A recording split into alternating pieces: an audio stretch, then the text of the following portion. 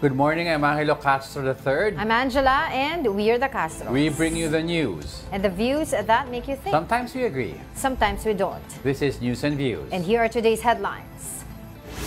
President Bongbong Marcos signed into law a measure postponing this year's barangay and sangguniang kabataan elections to November 2026. The House of Representatives is set to hold budget deliberations following the turnover of the 2026 National Expenditure Program.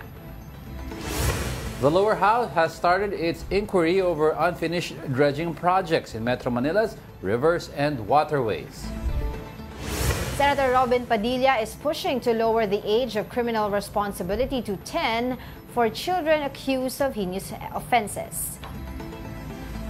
First in the news, President Bongbong Marcos has signed Republic Act No. 12232 postponing the 2025 Barangay and Sangguniang Kabataan elections to November 2, 2026. The law also sets the term of barangay and SK officials to 4 years, with a limit of 3 consecutive terms for barangay officials and 1 term for SK officials.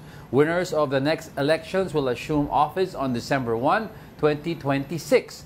The President said the postponement allows the government to focus on preparations for the first ever parliamentary elections in the Bangsamoro region. Now, to help us make sense of that development, we have Attorney Enrique de la Cruz Jr.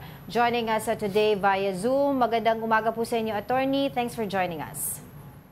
Magandang umaga din po sa inyo at sa inyong mga taga-sunod. Yes, Attorney Buko.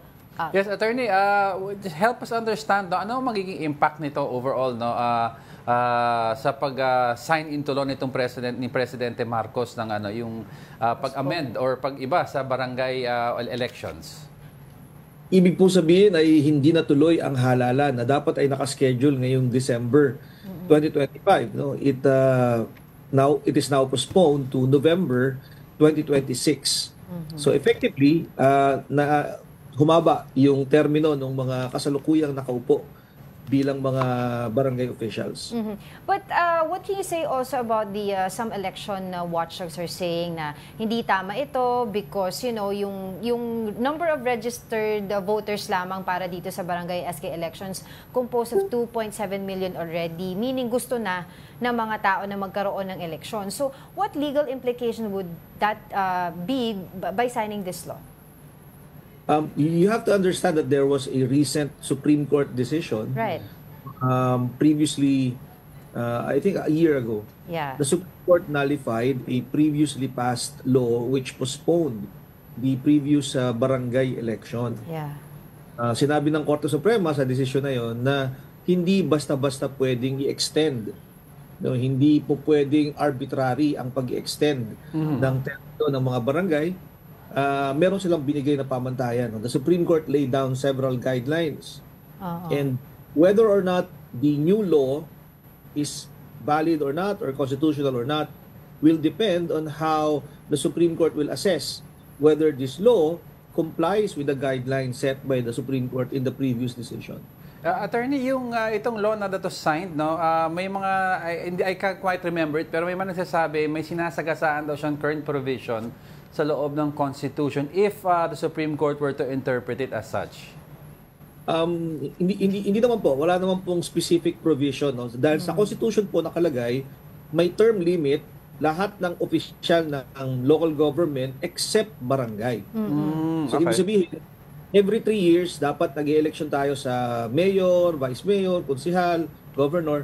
Pero nakalagay sa Constitution, except the barangay. So, yung sa barangay kasi, subject to law. Yes. So, siyang i-postpone ng Kongreso. Kaya lang, nagbigay ngayon ang Supreme Court ng guidelines. Dahil sabi nila, naging arbitrary na. Kahit na voters fatigue ang katwiran, pinayagan ng Kongreso. So, hinigpitan ng Supreme Court. So, ngayon malalaman natin kung pasado ba sa Korte Suprema itong batas na ito. Kasi yung talking to that outline criteria na binigay po ng Supreme Court, nakalagay po dito ay intended to guarantee to conduct of free, honest, orderly, and safe election, intended to safeguard the electorate's right of suffrage, tapos based on compelling reasons such as public emergency. But as of now, parang wala naman po tayong nakitang public emergency, and the reason lang po na binigay ng COMELEC is parang hindi pa sila ready because kagagaling lang nila sa midterm elections, which was also echoed by the President himself. Tama po kayo dyan. No? Ang dating ginagamit po ng Kongreso para i-postpone ang barangay elections ay masyado itong malapit sa nagdaan o papalapit na anumang halalan at sinasabing hindi handa ang COMELEC. Doon po sa nakaraang desisyon ng Korte Suprema, sinabi na po nila na hindi sapat yan na dahilan. Hindi sapat na dahilan ang kawalan ng pondo, hindi sapat na dahilan ang kawalan ng preparasyon para ipagpaliban ang halalan. Dahil sagrado ito, sabi ng Korte Suprema. At dapat extreme reasons lamang, no, yung emergency, calamities, or may problema sa paraan ng pagboto na maaaring mapiligro ang mismong botohan, kaya kailangan itong i-reschedule. So medyo maipit yung criteria na ibinigay ng Korte Suprema. No? So maaaring pag ginamit nga ito, ay mai-argue na hindi ito compliant. Attorney, if no one questions this sa Supreme Court, does this mean tuloy-tuloy lang itong pag-implement itong batas na ito? Tama po kayo, no? Lahat po ng batas natin ay presumed valid and legal. Okay. Unless ito ipapawalang bisa ng Korte Suprema. Let's talk about po the term limits. Dito po sa pinirmahan ni Pangulong Bongbong Marcos, na iba po from the previous guidelines natin na 3 years lang, tapos 3 consecutive years, 3 years lang yung mga barangay SK officials. Pero ngayon po, parang lumalabas 12 years siya 4 years, 3 years. 3 years consecutive terms. Meron po bang potential risk or benefits na makikita po natin from extending the term limits of these officials? Well, meron talaga siyang advantage doon sa mga incumbent, no? Dahil na-extend sila. Dapat 3 years lang sila. Naging 4 years for this term. No? Kasi hahaba ng 1 taon yung kanilang kasalukuyang termino. But ito also provides a prospective application na yung termino nila for the next term, no, ay bibilangin hindi November, kung hindi December na. December 2026. Doon magsisimula yung kanilang bagong termino. So bukod sa extension ngayon na 1 taon, kahit mahalal sila ng November next year, no, yung term nila will officially start for purposes of counting the 3-term limits December pa. So may extension pa uling 1 month. Okay. Pero ang madami kasi nagtatanong, attorney, baka you could lay it down for the regular folk, no? Kung mayor nga daw 3 taon, ano ba ang benefit namin dyan kung 4 na taon ang isang barangay official, di ba? Mayor nga, si congressman 3 taon, si senador nga 3-year ang term. Bakit kami makikinabang dyan? Yan. Ang dahilan kung bakit talaga ibinigay sa Kongreso ang termino at ang petsa ng eleksyon ng mga barangay ay dahil malapit ito sa mga komunidad. No? They're very close to the communities. And meron namang mga paraan kung hindi effective or may ginagawang kamalian ng inyong kapitan o mga kagawad, may paraan para sila ay maalis. Hindi na kailangan intayin ng halalan. No? There are several ways. There are grounds for disciplinary sanctions. They can be suspended. They can be removed. No? For cause and after compliance with due process. Kaya hindi fixed yung sa barangay ay dahil nga sa malapit ito sa community at ang purpose ay para hindi na po politicize yung pag-basic services sa mga communities. Kaya walang partido, hindi po allowed ang mga parties, political parties sa barangay elections. Yun din po ang dahilan kung bakit hindi siya nagiging fixed. Attorney, hypothetically, ang DILG pwedeng tanggalin ng isang erring barangay official or kailangan dumaan pa sa proper process or dadaan pa sa ombudsman? Sa ngayon po, ang pwede lamang magtanggal ng isang halal na opisyal ng barangay ay ang korte at ang ombudsman. Okay. Si DILG po ay walang kapangyarihang magsuspinde o magtanggal. No, sila po ay nag-implement lamang po ng desisyon ng ombudsman o ng korte. Yung suspension naman, pwede hong magsuspindi yung sanggunian, no? Sanggunian ng kapwa nila miyembro or yung higher sanggunian. Okay. Halimbawa, sihal ka ng bayan, pwede kang suspindihin ng sangguniang panlalawigan, no, in a administrative procedure. Okay. I was wondering, I'm just curious, attorney, na why would the President himself sign this law when in fact yung mga legal implications that you've mentioned earlier ay talagang medyo questionable yan na pagdating kung magbabasihan natin yung Supreme Court ruling? Siguro I think executive function kasi ng presidente talaga na pamahalaan ang mga iba't ibang events sa gobyerno. Kasama na diyan ang halalan, isang pinakamalaking gastos ng pamahalaan ang eleksyon. At kung yung sariling COMELEC na mismo ng gobyerno ang nagsasabing hindi pa sila ready at mangangailangan sila ng almost mga 4 to 7 billion pesos na additional para sa halalan ng barangay, baka it's a matter of prudence sa presidente na since ang Kongreso ay nagkasundo, take note, bago ito umabot sa presidente, ito ay pinagkasunduan ng Senado at ng Kongreso at ito ay upon recommendation ng COMELEC.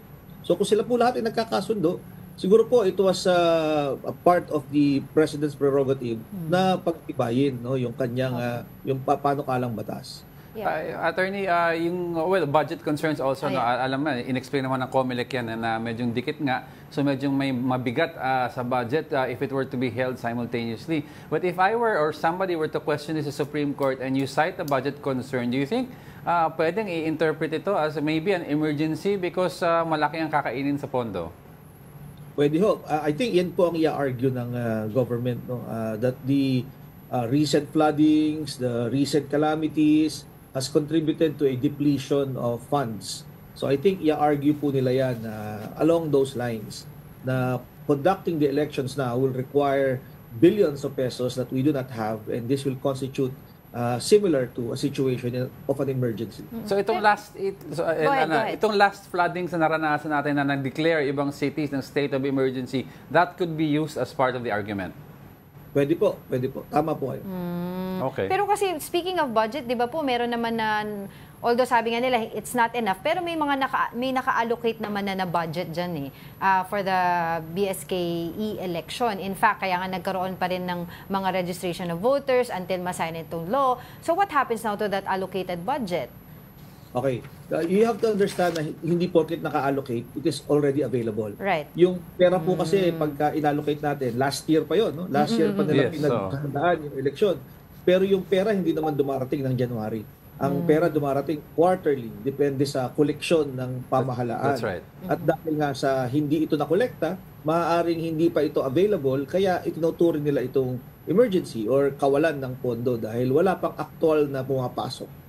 In other words, attorney, para maintindihan lang ng iba, no, parang during the time na may calamity, syempre madaming nawala ng source of income, hindi nakapag, yung karampatan taxes, hindi maibibigay dahil wala naman akong kinita. So, yan ang basis, yan ang argument ng pwedeng gamitin, the reason for moving it from this year to the next year. Tama po. Yan nga po yung line na ginagamit ngayon ng COMELEC at ng Department of Budget and Management, that the target income cannot be collected due to the recent calamities. Kaya po kinapos yung, though it is allocated, the funds are no longer or are not yet available. Well, finally, on my end, Attorney Buko, para dun po sa mga election watchdogs, no, yung mga citizen group na really questioning this decision, ano po yung legal remedy that they can use, no, to question this ruling or this new law? They can always file a petition for certiorari with the Supreme Court and allege that the Congress gravely abused its discretion or that the law does not comply with the Supreme Court's guidelines. Pero as I said earlier, ang lahat ng batas na pinagtibay ng Kongreso at pinirmahan ng Pangulo ay may presumption na ito ay valid, na ito ay pinag-isipan, na ito ay may legal na basihan.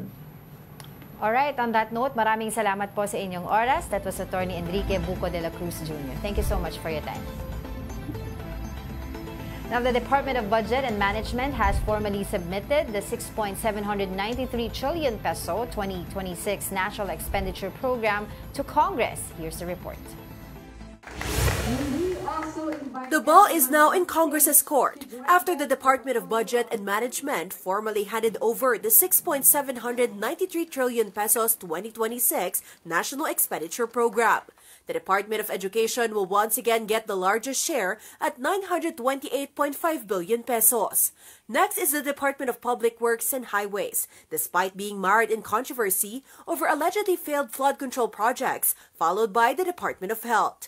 According to the DBM, 274.9 billion pesos is allocated for flood control projects in 2026, 272.2 billion pesos for the DPWH, and 2.593 billion pesos for the MMDA.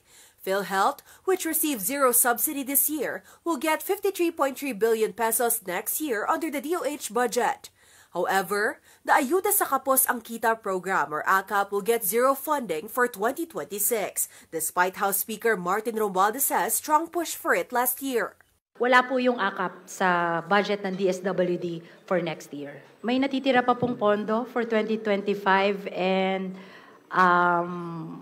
like I mentioned a while ago, we receive a total of 10 trillion pesos na proposal from agencies. And given our limited fiscal space, hindi pa po muna natin siya sinama. House Speaker Romualdez has yet to issue a statement on AKAP's exclusion, but assured that every peso will count. Kapag malinaw ang proseso, malinaw din ang tiwala. In the coming weeks, we will review every page of the net expenditure program guided by one question. Makakabuti ba ito sa ating mga kababayan? If yes, we will support it. Meanwhile, the Pantawid Pamilyang Pilipino program or 4Ps will receive 113 billion pesos. Confidential and intelligent funds for 2026 will be reduced to 10.77 billion pesos from 12.1 billion pesos this year. The Office of the President will still get the biggest chunk at 4.5 billion pesos, while the Office of the Vice President will remain without confidential funds. The Senate has approved the resolution aimed at making the national budget process more transparent and accountable. The measure, sponsored by Finance Committee Chair Sherwin Gatchalian, will start with the 2026 budget. The resolution mandates live streaming budget proceedings and posting all budget-related documents online for public access. It also requires providing easy-to-read matrices of changes. Senators Gatchalian and Ping Lacson agreed that lawmakers behind specific amendments should be disclosed upon request. The resolution will also compel legislators proposing amendments to identify funding sources to speed up deliberations. Part of the solution, as well as appeal to our colleagues who wish to submit amendments, is to assist the committee to look for sources for those amendments as well. To hasten the budget deliberations as well budget process, I appeal to our colleagues who will later on give their amendments to also assist the committee to look for sources as well, so that those sources can be a potential source. We agree that when any of our colleagues will seek clarification on particular insertions or realignments or amendments, then the chairman of the Finance Committee will divulge the identity or identities of the proponents of the amendments on the floor to make it of record. And for the latest from the Senate, we have mobile journalist Merimon Reyes reporting live on the ground. Merimon, what's the Senate's agenda today? Good morning. So far, pagdating sa plenary sessions, walang nakaschedule ngayong araw mamayang hapon. Pero ngayong oras na ito, asahan na natin magsisimula naman ang unang pagdinig ng Senate Committee on Games and Amusement sa ilalim ng 20th Congress at sa panunungkulan ni Senator Erwin Tulfo. Layon nito na makarinig muna ang sasabi ni Senator Erwin kung para raw sa kanya tungkol dito sa online gambling or online na casino, to go siya for total banning. Pero aware siya na first of all, merong bills na final dito sa Senado na seeking for regulation. Meron ding bills na naggusto na total ban. So ang gusto niya ngayon mangyari is marinig muna yung dalawang panig, yung stakeholders, para makita kung ano nga ba yung mga isyong posibleng matamaan kung sakaling gagalawin na nga ito. At ang inaasahan natin na pupunta sa nakita natin listahan ng confirmed resources na resource persons na pupunta dito ay ang Palcor CEO and Chairman na si Alejandro Tinco, mula sa Department of Finance si Secretary Ralph Recto, pupunta rin rin mula sa BSP si Governor Eli Remolona. From the PNP, nandito si Police General Nicolas Torre. NBI Director Jaime Santiago, nandito siya. And nakita rin natin na merong resource persons na bettors or gamers mismo nitong online na gaming or casino. So asahan natin na mamaya baka marinig natin kung ano nga ba yung pinaguhugutan nitong mga manlalaro. Posible ring matalakay since nandito rin mula sa Securities and Exchange Commission Chairperson Sir Francis Lim, yung sinasabing revenue rin na nakukuha ng bansa. Merimon, do we expect also to propound some questions dito is Senator Mig Zubiri, since he was one of the first senators na very vocal on against total ban on online gambling. Tama yan. Isa rin sa part of the agenda would be the privileged speech of Senator Mig Zubiri noong July. At doon niya pa nga nasabi na shame on you na mga operator daw nitong mga online casino. So kasama yan. Yung resolutions ng pagdating sa proliferation of online gambling ni Senator Ejercito, yung bills na final nila Senator Risa Hontiveros, even itong privileged speech ni Senator Mig Zubiri ay matatalakay ngayong araw. Meron ako naman na kabilang tayo sa iba pang topic. Last night kasi, di ba, nagkalat din sa social media and of course sa mga news reports natin, yung debate sa pagitan ni Senator Kiko Pangilinan at saka Senator Robin Hood Padilla regarding dito sa pag-push ni Senator Padilla ng lower ng age ng criminality ng criminal accountability ng isang bata, no? From 15 to 17 years old ay gusto niya maging 10 years old. So, ano nangyari? Perhaps you can enlighten us with what happened, paano nagsimula at paano natapos yung debate na yun? Angela, kagahapon kasi ang nasabi dito ni Senator Robin Padilla, yung final niya na Senate Bill number 372, nais nga itong mapababa yung age ng criminal liability. And ang sinabi niya dito, lalong-lalo na para sa mga minor de edad na magko-commit ng heinous crimes, for example, rape, robbery with homicide, parricide, murder. So, yun nga lang sa kabilang banda, may suporta naman siyang nakuha mula kay Senator Bato de la Rosa kasi ang nasabi pa dito ni Senator Bato, itong mga minor de edad, lalo na yung mga maliliit, ginagamit daw ito para sa mga akyat bahay na gang, para makapagnakaw, and nagkakaroon ng pang-aabuso dito sa mga minor de edad. Nagkaroon din ng pagpapakita ng suporta sa Senator Raffy Tulfo. Yun nga lang sa kabilang banda naman, ang nasabi ni Senator Kiko Pangilinan, hindi raw ito yung sagot, ang problema raw ay nasa implementasyon ng batas. Ito yung sinasabi natin sa Juvenile Welfare Act na sinasabi na supposedly, imbes na mako-confine agad sa release itong mga bata, kailangan maibalik sila for rehabilitation para mas maganda yung kanilang reconnection o pagbabalik sa komunidad. At ang nasabi rin dito ni Senator Sherwin Gatchalian, finlex niya pa nga yung programa nila doon sa Valenzuela, yung Bahay Pag-asa, kung saan itong mga mahuhuling mga bata na magko-commit nitong mga krimen, imbes na ikukulong, irerehas agad sila, papasok sila dito sa sinasabing Bahay Pag-asa for their rehabilitation. So yun yung naging debate dito, ibababa yung edad o palalakasin itong Juvenile Welfare Act ng bansa. Alright, maraming salamat. Mobile journalist Merimon Reyes reporting from the Senate. Yun nga, hulihin mo yung gumagamit sa bata, di ba? Kakasabi lang Pero nila. kasi nag-stem kasi yung usapin na to doon sa Magwad killings na I think the girl was 16 or 17 years old and then the guy is also at that same age range. At were caught saying na sabi nila, ay hindi naman kami makukulong, di ba? Kasi minor lang kami. Anong old, age 16 sabi mo? 10 years old ang tinututulan ko eh. Yung sinasabi 10 years old. Iba ang 10. Saying yung 16, kaya, 17. I'm just saying na nag-ugat itong usapin na to doon sa nangyari sa medyo Magwad. pwede pang pag-usapan 16, 17, pero yung propose ni Senator Robin Padilla na 10, that's off. Halabuli mo yung sindikato na gumagamit sa mga bata na ito. Nakalagay man din sa batas yung kahit na minor siya, pero kung may discernment, no, malaman upon the investigation, may discernment siya doon sa paggawa niya ng krimen, then he or she will be held liable. Yeah, mahaba-habang usapin yan. Ang 10 years old, wala pang discernment yan. Yan. Alright, we'll be back with more stories after the break. Keep it here on One News.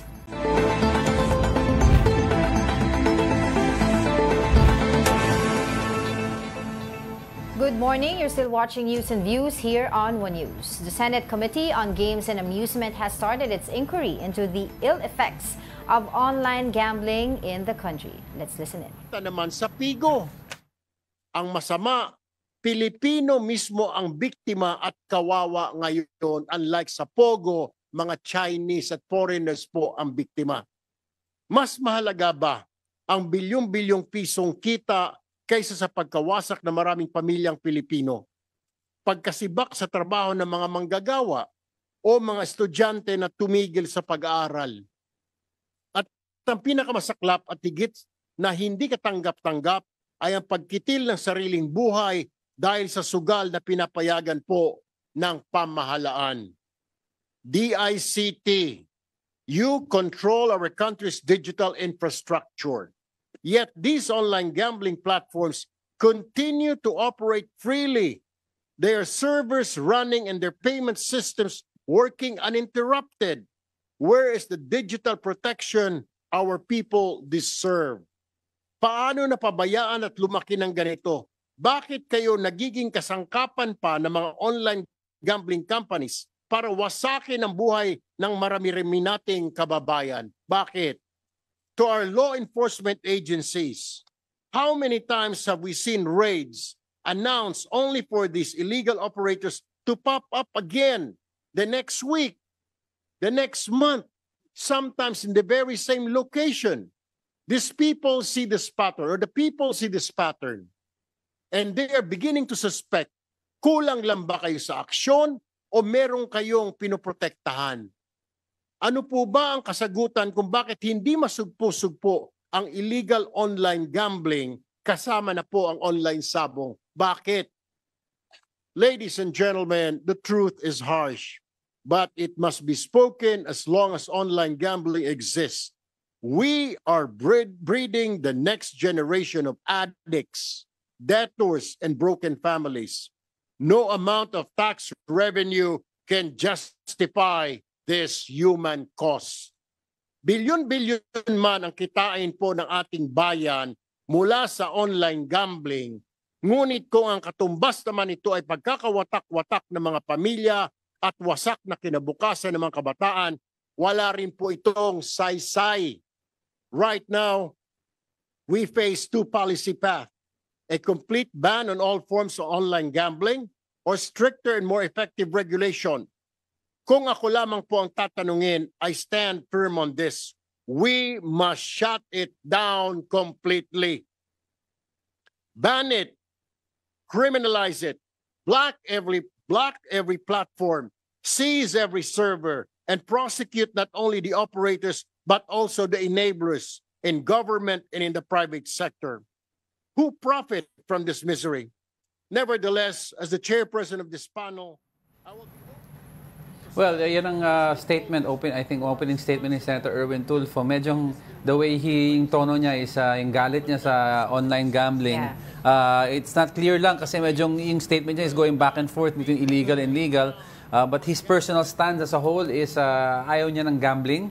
But of course, he said as a chairman of that committee, then he's willing to listen to all sides muna.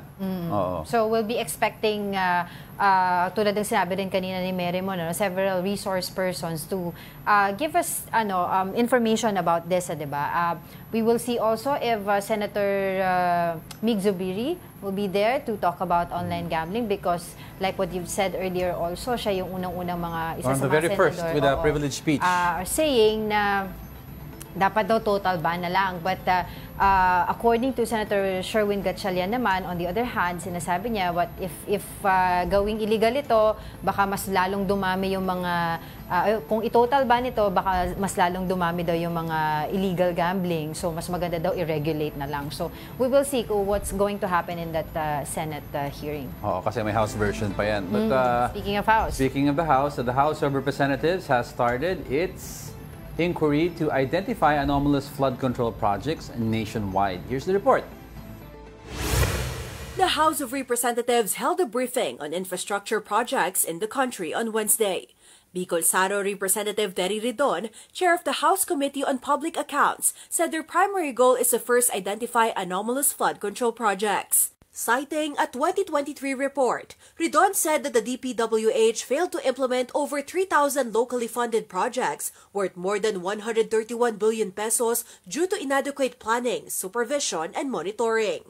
He added that 17 foreign-assisted projects worth 84.4 billion pesos also suffered delays and spillages. Caloocan 2nd District Representative Edgar Ariza said corruption allegations have put several flood control projects on hold. Imagine 1.8 million tons of garbage nandyan po sa mga waterways natin. Yung natural waterways natin is the best flood control master plan. Kailangan lang i-enhance, kailangan palalimin, kailangan luwangan. Ang problema, dahil sa allegations of corruption sa dredging, 10 taon na yatang sinuspinde ng DPWH yung dredging ng mga waterways. Erice also stressed that the MMDA has failed to address the growing garbage problem in 17 areas under its watch. Dysfunctional din po yung Metropolitan Administration. Bakit? We are being managed by 17 independent LGUs. Wala namang magawa yung MMDA. They have a lot of responsibility pero toothless. And they lack authority. Yan po yung problema natin. At Estero de la Reina in Barangay 290 Binondo, Manila, there's a flood control project completed last year that is not working. The retarding basin, worth over 90 million pesos, was built by St. Timothy Construction Company, a firm linked to Sara Diskaya, Pasig City Mayor Vico Soto's opponent in the midterm elections. Meanwhile, proposed flood control funding for 2026 is set at 274.9 billion pesos. That is nearly 72 billion pesos less than this year's allocation. Now, to discuss these developments, we are joined by Bicol Saro Representative Terry Ridon, Chair of the House Committee on Public Accounts. Good morning, Congressman. Thanks for joining us again. Nakamute po kayo, Kong. We can't hear you. Let's try that again. Thank you for having me. Great, great. So, Kong, can you share us more details about yesterday's hearing? Well, nakausap namin yung DPWH kahapon and I think they have clarified point by point the statements made by the President during his last press conference. So, I think the President has been complaining about 6,000 projects not being specified with the exact type of flood control being built, no? But they said yesterday that that might be a bit inaccurate, and they said that no, there are details actually for all of these projects. No? Secondly, the President also said that many projects in different locations have the exact same project cost. No? That's right. But they explained yesterday that it is based on a detailed price unit analysis. Detailed unit price analysis. So basically, they have a standard calculation formula for these specific projects. No? Thirdly, the DPWH, the President was lamenting that the DPWH was spending on flood control projects in non-flood prone areas. No? But they said yesterday that they have their own assessment of flood prone areas. So it is basically not dependent on the National Adaptation Plan made by the Climate Change Commission and the DNR relating to flood-prone areas. No? And fourth, they also stated that just because these 15 contractors are the biggest firms, size and scale of these firms are not exactly an indication of an irregularity. What is an indication of irregularity would be if there are problems in the bid procurement and whether or not their projects are incomplete, delayed, substandard, or a ghost. And unfortunately, yesterday, the DPWH also said that in their listing of the 15 contractors, they have yet to see whether or not these are actually incomplete, delayed, substandard, or ghosts. No? But I think we have to acknowledge that the public has been reporting, media has been reporting, and a local government unit, Iloilo City, has been reporting that one of these named contractors in the list of 15 had actually been, I think, cited as having delayed projects. Okay. That's right. All right. Given Kong yung mga binanggit mo about the explanation ng DPWH, how do you plan to handle this information given well, the President didn't really say initially na anomalous. He said questionable. While we understand may matrix of how they compute yung project na nagkakapareho, ang sinasabi ni Pangulo, maybe 1 or 2 or 3 nagkakapareho, but to have multiple projects of the same amount, different barangays with different needs, medyong yan ang questionable sa kanya. So maybe for him, it's also a question of how are you budgeting these things? Baka mali ang pagbabudget nyo. So how do you take this information? Kahapon talaga pinaliwanag po talaga ng mga regional directors kahapon na ang totoo, kaya halimbawa 100 million yan. Kasi nga, meron talaga silang formula, may calculation, ba't umabot yan based on a specific type of project. No? So, I guess kailangan ho nila talagang maglinaw bakit na ganun ho yung report na umabot ho sa presidente. Lalo tigit, it was a major pillar of that press conference. Yeah. No? But again, I think we'd rather focus on what the public and the media and I think other partners are saying today. No? Yung nakita nga ho natin, I think even TV5 has already made the report nga na yun na nga, yung Iloilo City LG, yung sabi niya, para dun sa isang named contractor, non-functional. And that is the quote. That's right. Non-functional daw po. Pero it was also asked yesterday, no? I think the DPWH admitted that there are particular delays in the implementation of that particular project. So hindi din nila masabi at this point na talaga pong substandard or ghost ito pong proyekto po na ito. So I think we're just starting everything. Pero I think as soon as I guess we get the hang of it, na talaga ho nagre-report na po yung mga tao, iniikutan ho talaga lahat ng mga lugar, tingin ko may matitisod at may matitisod po talaga tayong actual na problema. But of course, Kong, aside from these contractors, yung pagpunta natin doon sa mga, if ever, na mga anomalous na flood control projects, we would want to know also, the public would want to know also, sino yung mga nalilink na mga key government officials dito sa mga contractors na to, particularly ang mga congressmen. So, Secretary Bonoan said of DPWH, their hands are tied, hindi naman daw nila ma-prevent ang mga companies owned by politicians na makasali sa mga bidding. So how can we solve this kind of reasoning?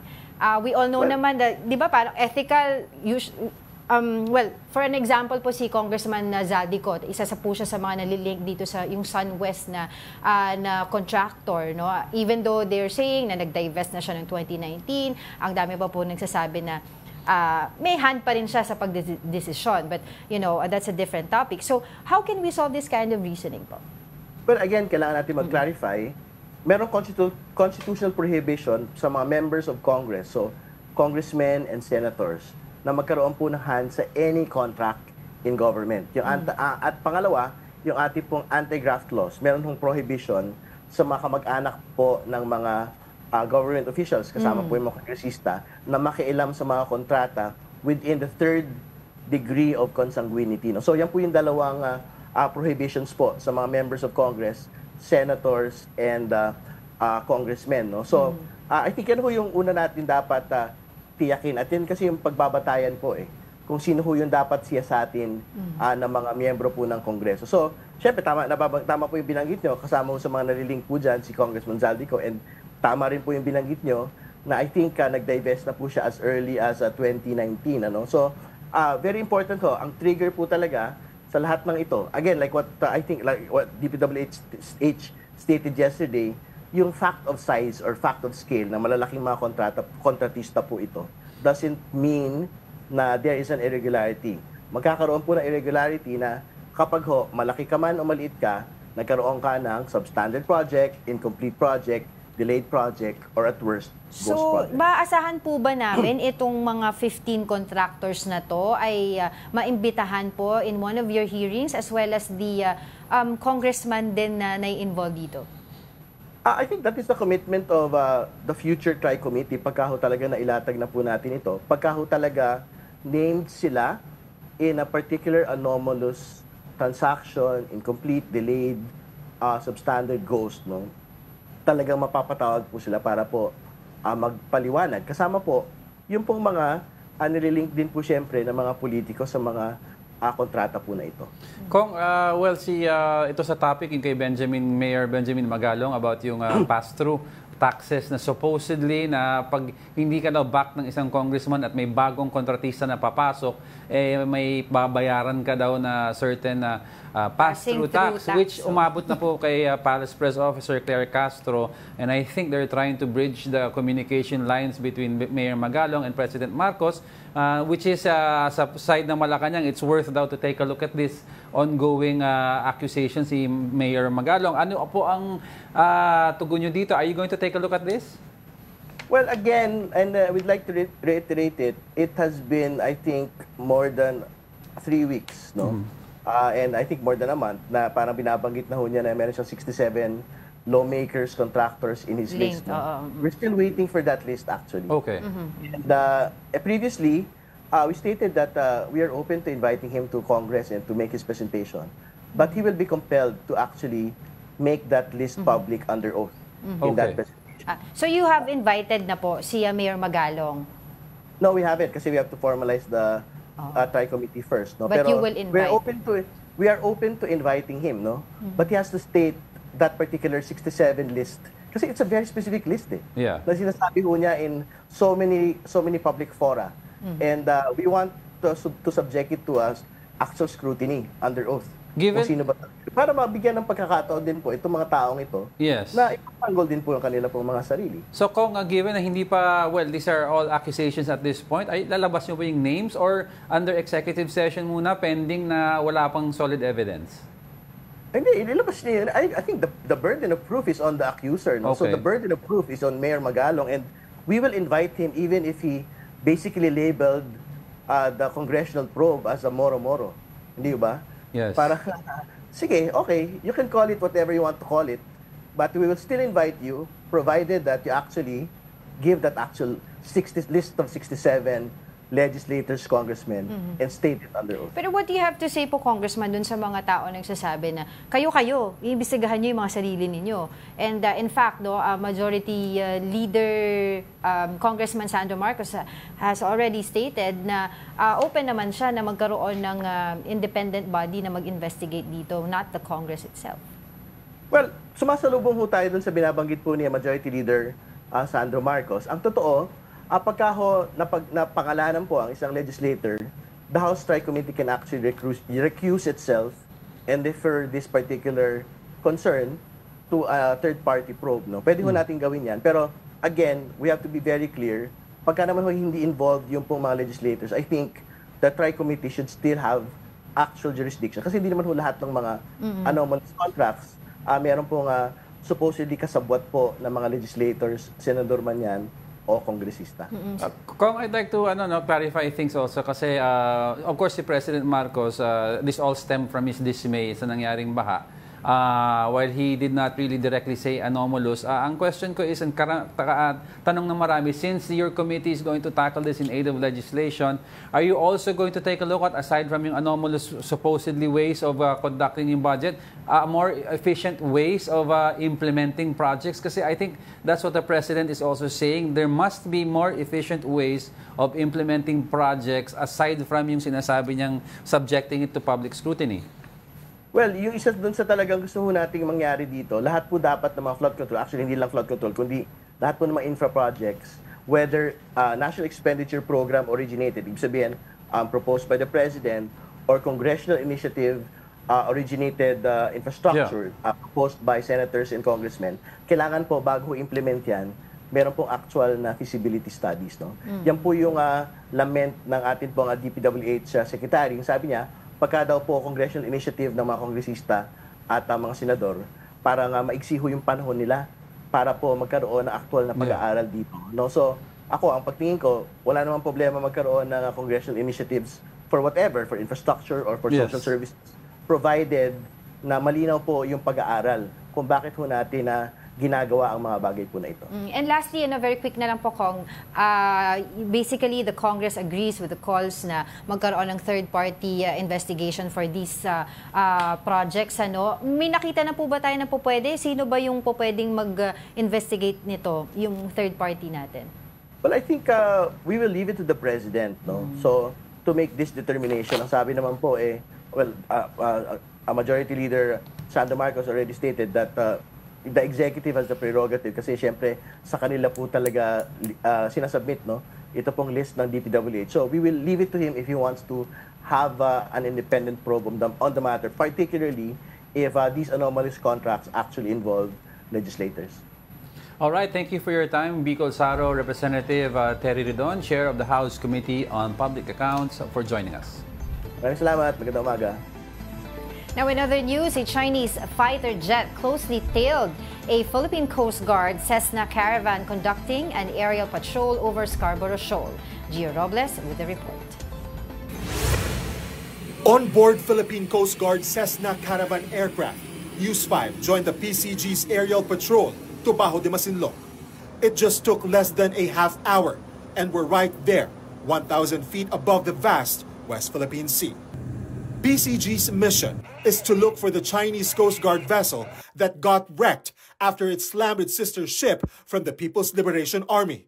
Of course, the PCG also wanted to see the current situation of Scarborough Shoal after Monday's incident. At past 8 a.m., we found USS Cincinnati and USS Higgins destroyer 30 nautical miles from Scarborough Shoal. These are American warships.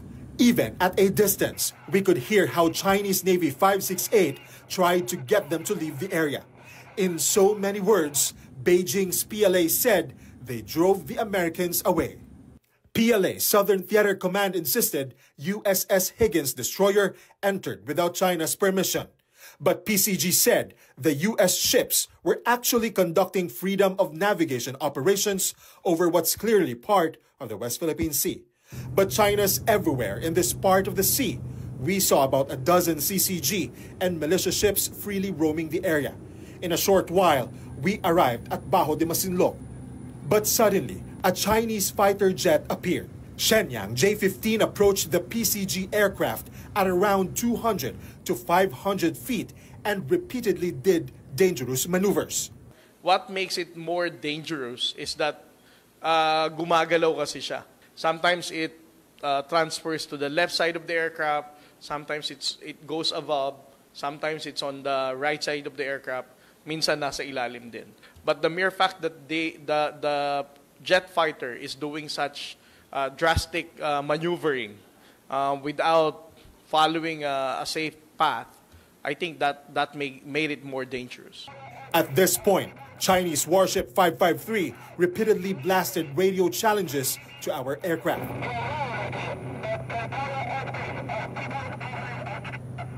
For 20 whole minutes, the Chinese kept an eye on us, apparently insisting we should not proceed.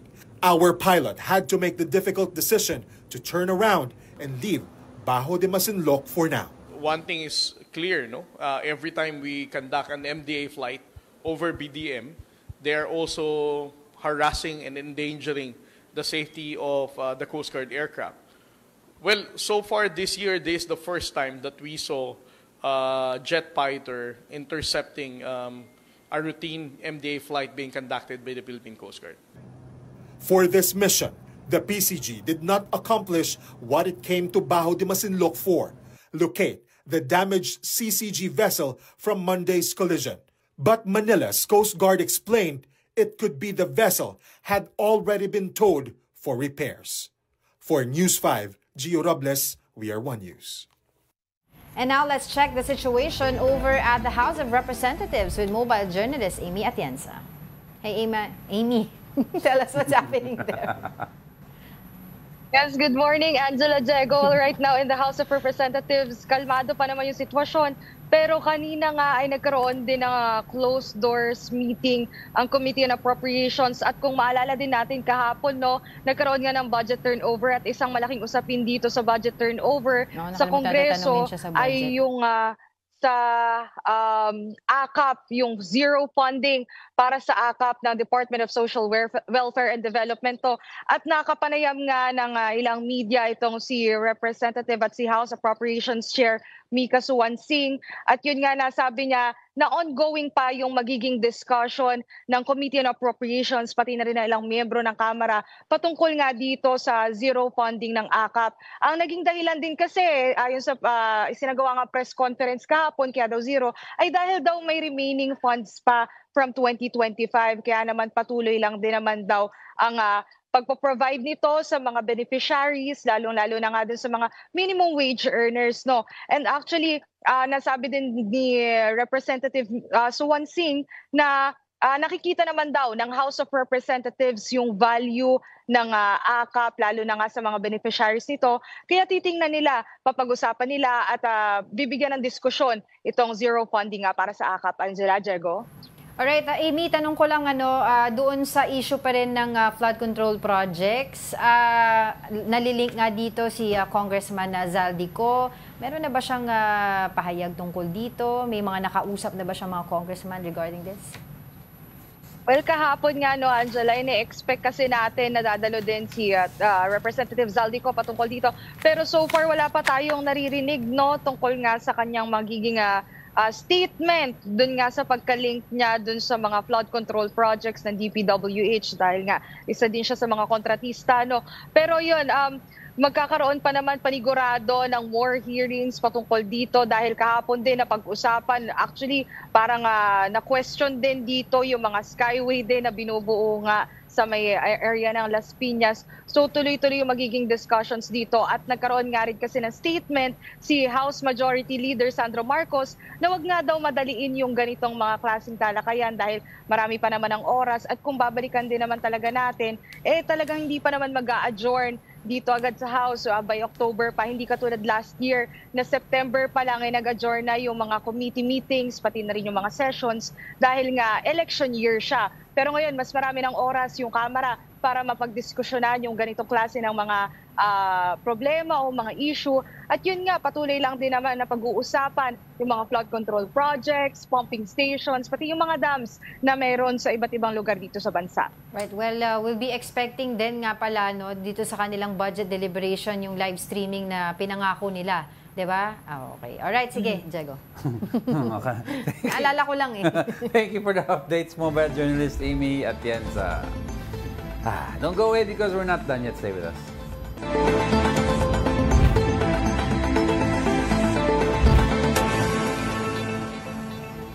Welcome back. You're still watching News and Views here on the One News. Senator Robin Hood Padilla is pushing to lower the minimum age of criminal liability from 15 to 10, but only for minors who commit heinous crimes. Here's the report. Ay karanasan ko. In his privilege speech on Wednesday, Senator Robin Padilla enumerated a number of recent crimes involving minors. He believes it is high time to amend Republic Act 9344 or the Juvenile Justice and Welfare Act of 2006. Under his Senate Bill number 372, the minimum age to be considered a juvenile offender would be lowered from the current 15 years old to 10 years old, but only for those who commit heinous crimes such as parricide, murder, rape, kidnapping with murder or rape, robbery with homicide or rape, destructive arson, and serious drug-related offenses. Hindi po ito para sa karaniwang paglabag, kung saan ang iiral pa rin ay ang kasalukuyang probisyon ng batas hinggil sa mga magkakasala na edad 15 hanggang 18 years old. Kung ito'y mahirap pag-usapan, mas mahirap pong pakinggan ang iyak ng mga biktima at pamilya na hanggang ngayon ay humihingi ng hustisya. The proposal has gained support from several senators. Ang daming beses na po ng mga insidente na yung mga minor de edad ang nalakas ng loob, gumawa ng krimen dahil alam nila wala silang pananagutan at sasalbahin ng batas. Kahit anong gawin namin checkpoint doon sa border ng Cotabato at ng Davao City, walang mangyayari. Dahil, alam mong ginagawa, mayroon silang bata na ginagamit. Ang bata, pinapasundo doon sa labas ng boundary, binigay yung cake. Cake. Sa loob ng cake, nandun ang shabu. Senator Kiko Pangilinan, one of the principal authors and co-sponsors of the amended version of the Juvenile Justice and Welfare Act in 2013, defended the law against what he called disinformation. Hindi ito naaayon sa batas na walang pananagutan ang kabataan na nagkakasala.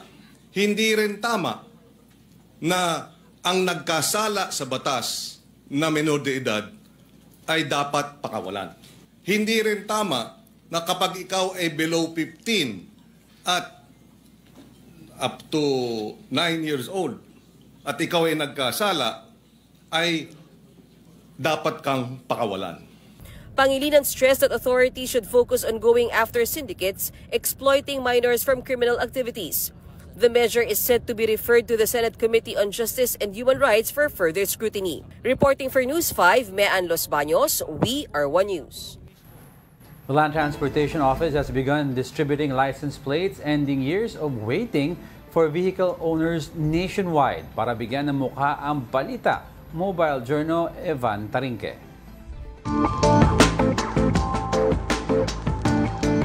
Susunod na ang pamamahagi ng Land Transportation Office o LTO ng mga backlog sa plaka. Kaya kung matagal nang nakatenga ang iyong plaka, malaki raw ang chance na makukuha mo na ito ngayon. Mahaba ang pila sa mall na ito sa Ortigas. Sa araw na ito kasi, inuksan ang plate stop and shop ng Land Transportation Office. Para yan sa mga motoristang hindi pa nakakakuha ng plaka ng kanilang mga sasakyan. Ang priority ngayon ng LTO, may pamahagi ang plaka ng mga sasakyang nairehistro noong pang 2014 hanggang 2017. Isa sa pumila si Mang Eduardo. Inabot siya ng mahigit isang dekada bago makuha ang plaka ng motor na binili niya noong 2014. Bali, 11 years sir. At least nakuha ko na yung plaka ko. Paalala ng LTO, mag-book ng appointment online gamit ang ltotracker.com para siguradong may slot. Sa central office ng LTO, 300 transactions lang ang tinatanggap bawat araw at fully book na ang buwan ng Agosto. Kaya posibleng sa susunod na buwan pa makuha ng iba ang kanilang plaka. Take note, ito'y applicable lang sa LTO Central Office. Nung start ng August, we were only doing 26,000 a day. Pero ngayon, umakyat, in just 2 weeks, umakyat ng 47,000, no? So we're monitoring at packet ng packet to. Bago tumungo sa LTO, siguruhing dala ang original at photocopy ng ORCR ng sasakyan, valid ID ng registered owner, at kung di pa nakapangalan sa iyo ang motor, isama ang deed of sale. Init na ang maraming motorista para sa kanilang plaka na ilang taon na nilang hinihintay. Kaya bago magpunta para ito i-claim, siguraduhin na kumpleto ang lahat ng dokumento para hindi masayang pagod sa pagpila. Mobile Journal Evan Tarinque po, hatid ang mukha na balita. Now in sports, Gilas Pilipinas bowed out of the FIBA Asia Cup with an 84-60 quarter-final loss to Australia. Australia pulled away early, building a 29-12 lead in the first quarter, fueled by Owen Foxwell and Jaden Galloway's 15 points each. Kevin Kiambao scored 17 for Gilas, but it wasn't enough to mount a comeback. Coach Tim Cohn lauded his team's unity, but admitted they fell short in execution. Gilas now shifts focus to the FIBA World Cup qualifiers, facing Australia, New Zealand, and Guam. And before we let you go, I'd like to leave everyone with a quote. When you go through a hard time, don't forget that God is bigger than your problem. And that wraps up today's episode of News and Views. Join us again tomorrow. I'm Angela Lagunsad Castro. I'm Angelo Castro III. We are One News. All sides, all the time.